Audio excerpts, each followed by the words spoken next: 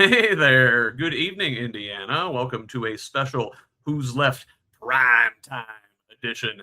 My name is Scott Aaron Rogers. I'm broadcasting here from Bloomington, and we've got to talk about this guy. That is Chris Garten. He is Indiana State Senator for District 45 down there in the Clark County area. And, this isn't the first time he's come up recently.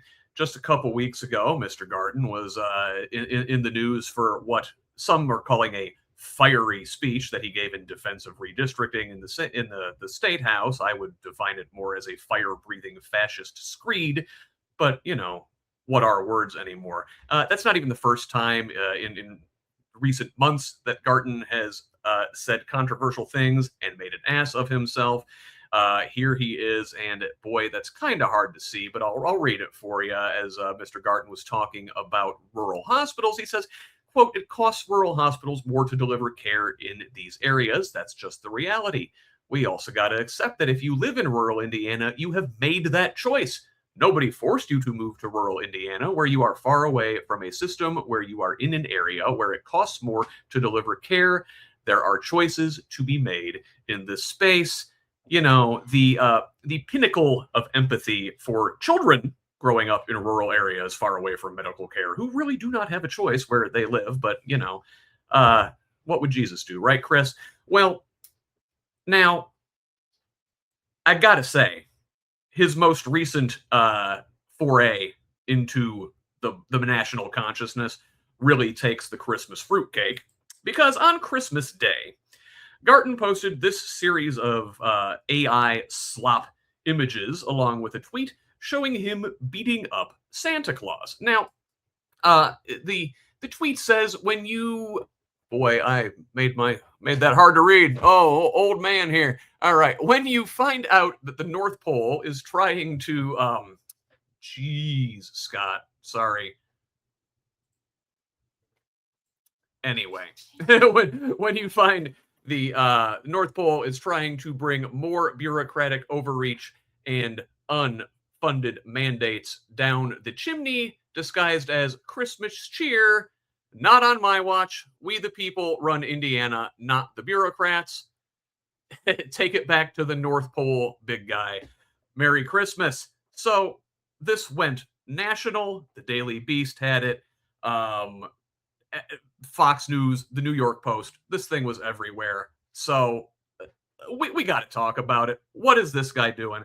To have this discussion with me tonight is Mr. Garten's opponent in 2022 and presumably his opponent in 2026 next year. Let us welcome Nick Marshall to the show. Nick, how are we doing tonight? We're doing good. We're doing good. Thank you for having me.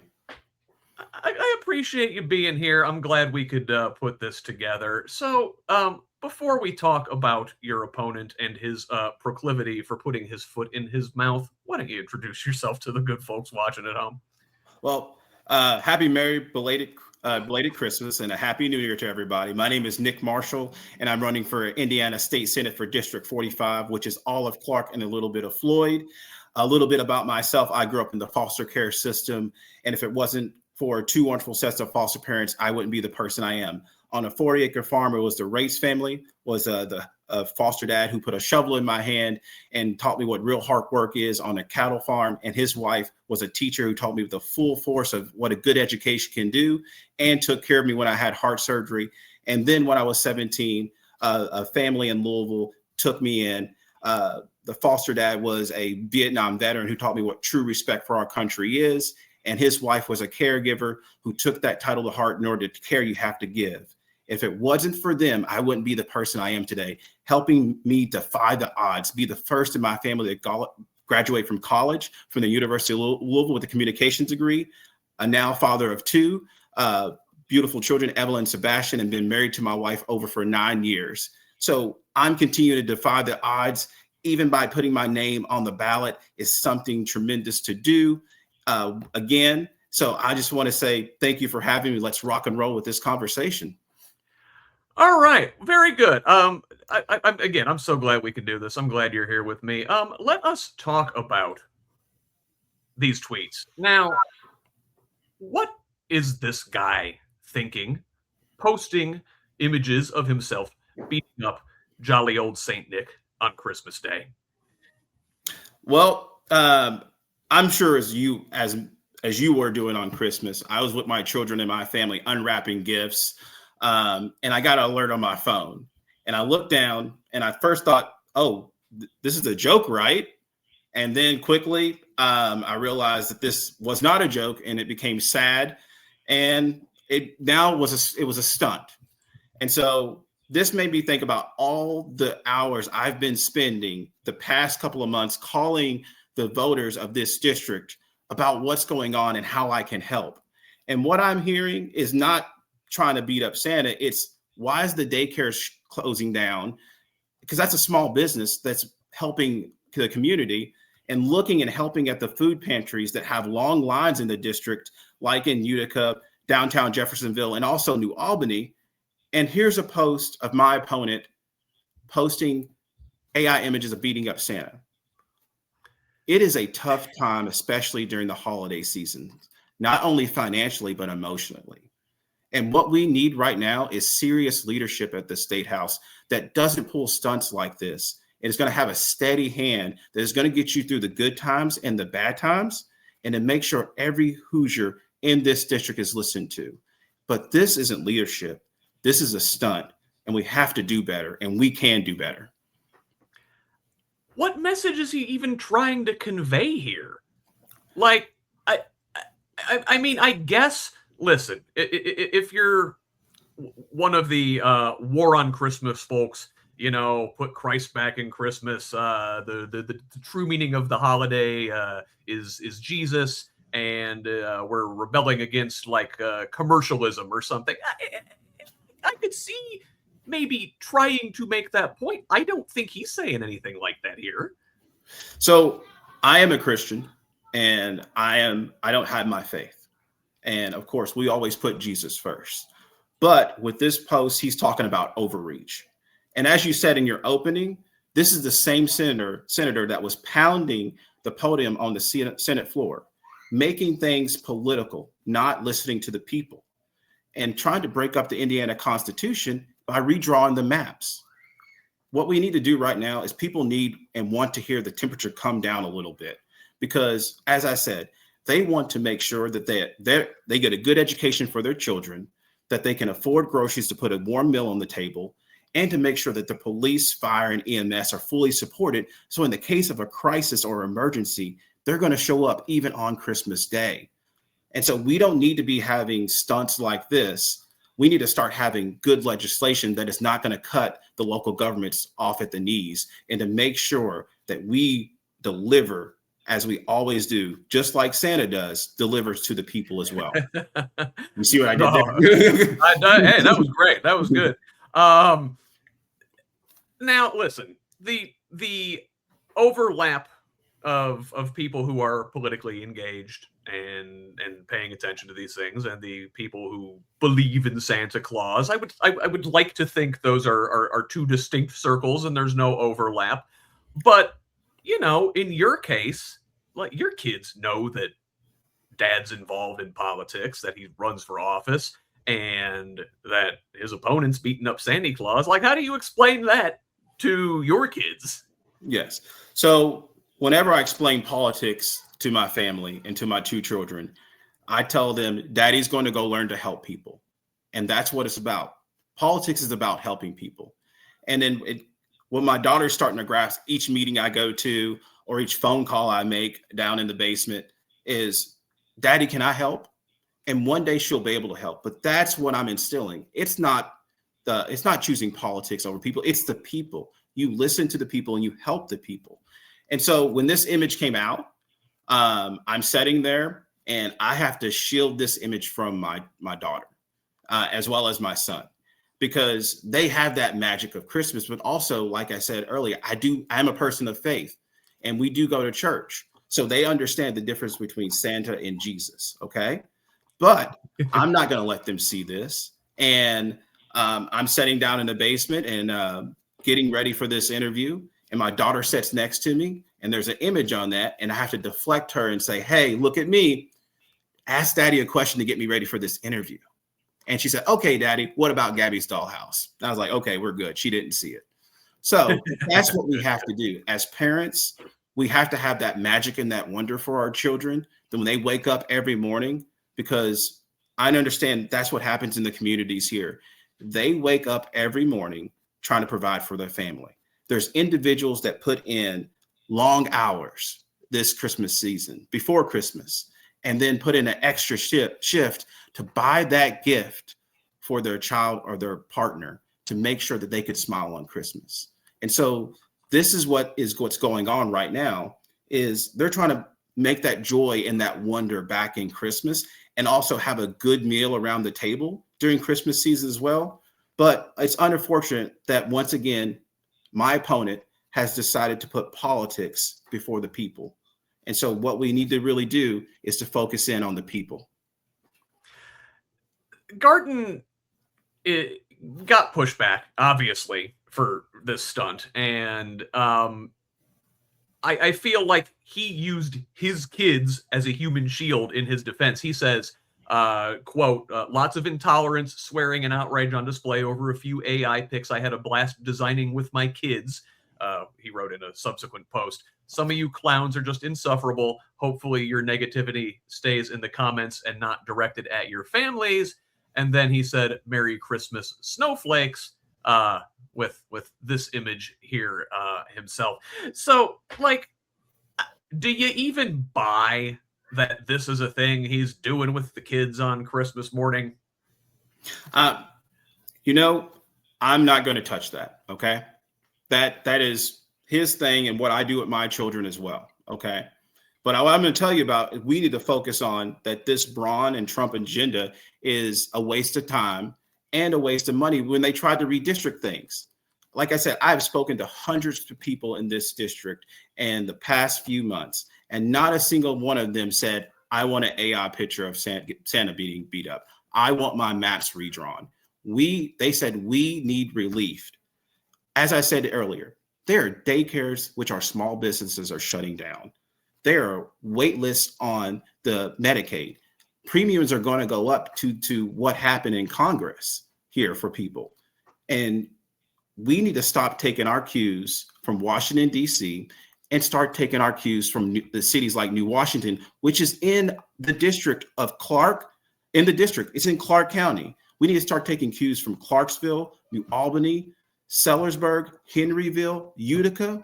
Those are the towns in the community that are in the district, including New Albany, that need relief. And so we have to do, as state legislators, what we have to do is make sure there's good jobs that pay higher wages to keep up with that inflation. We need to make sure that housing is affordable, so that way those first-time homeowners can walk in their home with their child, as I did, and be able to say, okay, we are comfortable where we are. And also, once again, to make sure the police, ambulance, and EMS show up on time in a crisis. Those are the issues that are going on in the district, and those are the districts. That's what I'm going to focus on when I get to Indianapolis in 2027.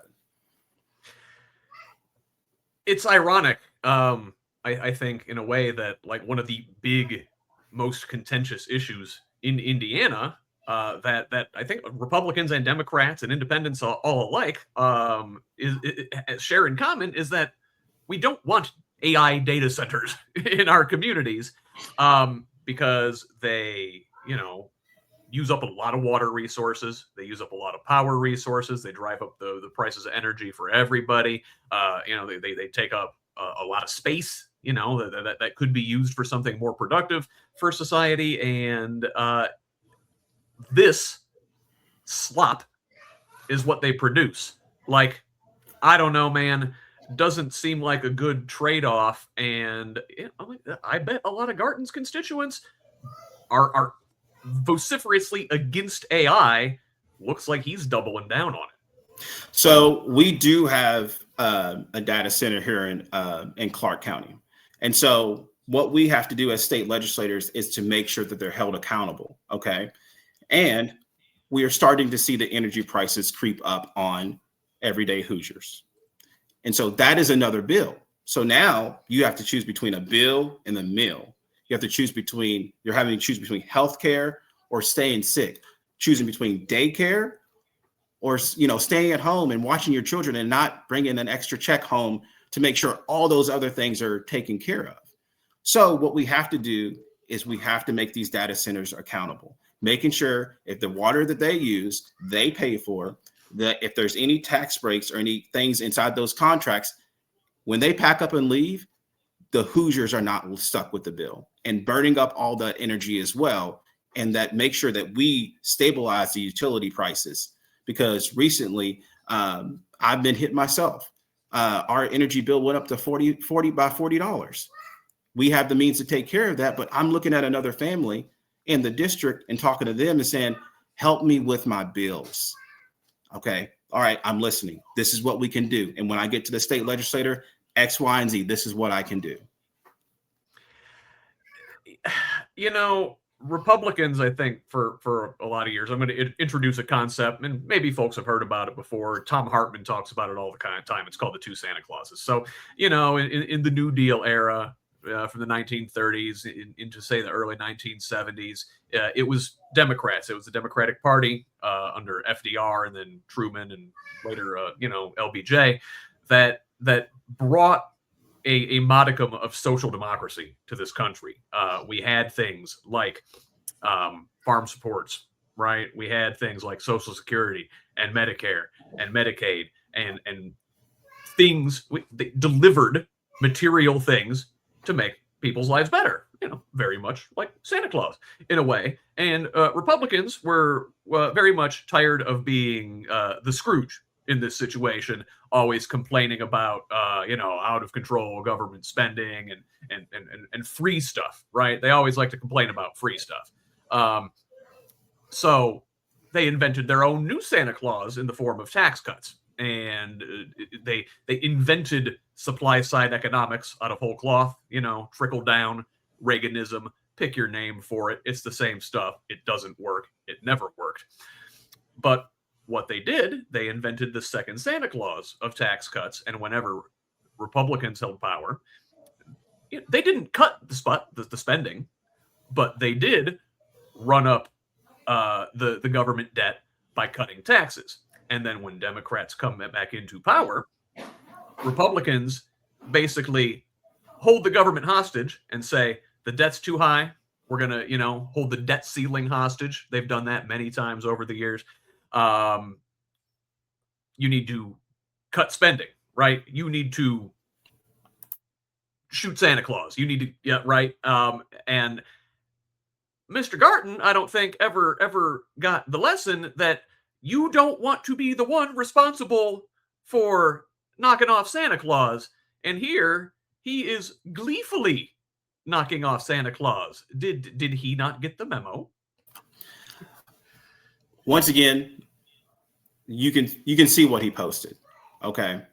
And we are seeing not only from a federal level, but a state level about the things that are being cut.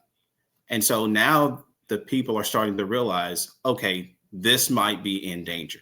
From SNAP benefits to Social Security to Medicaid to Medicare, it's all on the table. So now that safety net that you talked about a little bit earlier, that the people have worked hard and invested tax money into, could be in trouble. So now, no pun intended, what do you do when Santa is gone? What do you do?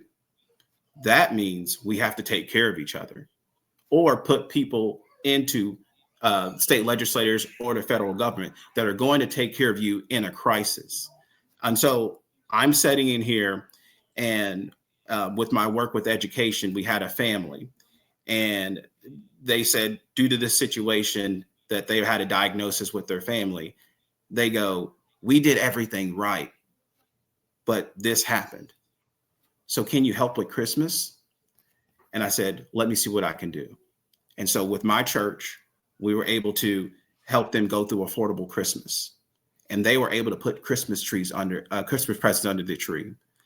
And to see that family in joy and in need, that's what we're supposed to do as a community. And they did everything right. So with this post, once again, I'm not, it's a distraction. It's a stunt. And I want to focus on how we can deliver just like Santa to those family that was in need when they did everything right and they had a diagnosis that hit them. And so that's what I'm going to the state legislator is to make sure that you're taken care of. If you did everything right and a crisis popped up, we've got your back. It's not your fault. Life happens. Well, if you fall, we're going to pick you up. And that's what we're supposed to do as a community. And that's what we're supposed to do as everyday human beings as well. You mentioned, receiving a diagnosis in the context of being hit with unexpected, bills and just unexpected hurdles in life for families. Would you care to offer any sort of diagnosis as to what is going on inside Senator Garten's head by doing these sort of stunts, by posting this slop, by pounding his fist and being so rageful in that redistricting battle, by insulting rural families and being so dismissive of their care. Like, he wasn't always this way, was he? I can't diagnose anybody. I'm not going to go there either. But I will say there is a particular set of pattern that is going on right now. And so when you are turning a blind eye to people who, once again, who have done everything right and have a situation that happened, but then the community, just like me, those foster parents helped me defy the odds. Most kids who are in foster care end up in a worse situation, end up homeless, end up in jail, and not even finishing high school. But look at me. Those two families kicked in, and they helped me become the man that I am today. And that's what I want to do. I'm going to pick these people back up. I'm going to lift them to whatever ills that they have. I'm going to get them the next step, and then connect you to the right resource. And we're going to help you build back that middle class in the state of Indiana. And so I can't speak to any diagnosis. I see a pattern behavior. And what I want to tell the Hoosiers right now, there's probably more coming. Okay. And I want to sit there and tell you, expect it. And when you expect it, it's not going to shock you. And what we have to do is turn that distraction into energy to flipping this seat in November of 2026, because then we can start delivering you in 2027, and to make sure that we fully fund public education, tackle the affordability crisis, and make sure that your streets are safe by making sure fire, police, and EMS is fully funded in your community, and we don't cut off your community. That's what I want to do, and that's what I want to deliver to the Hoosiers of District 45. So, Nick, I guess, we've only got a couple more minutes here before we got to skate. What did I miss? What angle did I overlook in this discussion here tonight? I don't think you overlooked anything. I just want to say that I'm running for every family in this district, every person in this district, to able to put a gift underneath the tree, get a birthday gift, get a Valentine's gift, because that's coming up next. Fellas, you better start thinking about it now. Yes. By the way. Yes. And I know, like I said earlier, I know people are putting in the long hours, and the Republicans always talk about pulling yourself up by the bootstraps. People are putting on double pairs of boots right now, maybe triple, and working that extra shift to make sure that they can see their smile. Like I said, that smile on their child's face or their partner's face, that they brought home a gift and earned that. And once again, we're putting politics over the people. It has to be the people first, and make sure that you have a warm meal on your table. You can pay your bills. Your streets are safe. And that's what's missing from my opponent. I want to challenge him to tackle these issues in 2026 when he starts the state legislator. And if he doesn't, you have me to replace him. So now that's what we have to really start doing, is look at the people who are in charge and who can make a difference and who is going to be a champion for you. And once again, I defied the odds throughout my life. So let's defy the odds and slip this state Senate seat in 2026. Yes, we need somebody who's there to tackle the issues and not to tackle Kris Kringle. I see what you did there. Yeah, right. So listen, if we got some folks watching here who like what you're saying, like the message you have that resonates with real families, how can people help you? Where can they find out more information about you? How can they maybe help out with a donation to the campaign or volunteering some time? Yes. So I just want to say to the District 45, thank you for listening tonight, and thank you for having me on here tonight, Scott. And it's a pleasure to have me on here to speak about this issue. But I want to tell you that there are Democrats in your community who are fighting for you right now. We have Representative Wendy Danchester, who won in 2024 by 1,000 votes. And we have a city council in Jeffersonville that's ran by Democrats. There's a New Albany City Council that's ran by Democrats. Clarksville is ran by Democrats. They are delivering for you, not to mention Dr. Mayor Trevor Hodges, as well as Mayor Gahan in New Albany. They are fighting for you. They are hearing you and want to deliver for you. There's just a legislator that's in way of delivering for you. So what you need to do is go to HoosiersForNickMarshall.com, click the volunteer button, click the donate button, because every donation, every hour you phone bank, you send a postcard, or you even just walk with me as we walk the district, can flip this district, and we can make sure that my opponent does not take the legislator in 2027 and doesn't have to worry about posting AI again. And so let's take him out of the job and let's get to work to flip this seat in 2026. And you know what? It sounds like he's got a hobby lined up when he's got some more free time available in the future, designing AI images, huh? You never know. You never know. All right, Nick. Well, I appreciate you joining me here today. I'm glad I could provide a platform for you to talk about these things. I'm bummed that we keep meeting under these circumstances. Let us talk sometime about happy, good things, huh? Yes, there's some good things. There's good things that happen.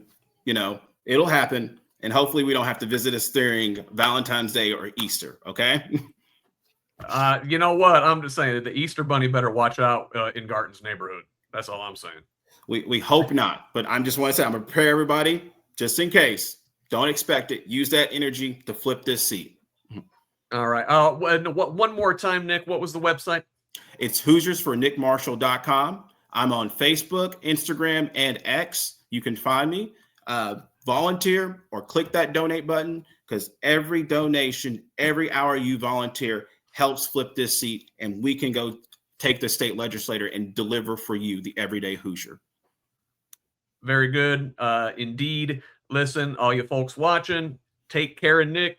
Hit that donate button. But if you do got a little change left over, I am running a special from now until the end of the year over at HoosLeft.us, where you can get a yearly subscription for $35 or just $3.50 a month. That is from now until the end of 2025. So get it while it's hot. In the meantime, though, you all have a lovely new year. And I will see you this coming Sunday for Who's Left This Week. I think I've also got a interview with Cindy Worth coming up sometime this week. I will let y'all know when that's coming. But for now, once again, my guest has been Nick Marshall. I'm Scott Aaron Rogers. Love each other, Indiana.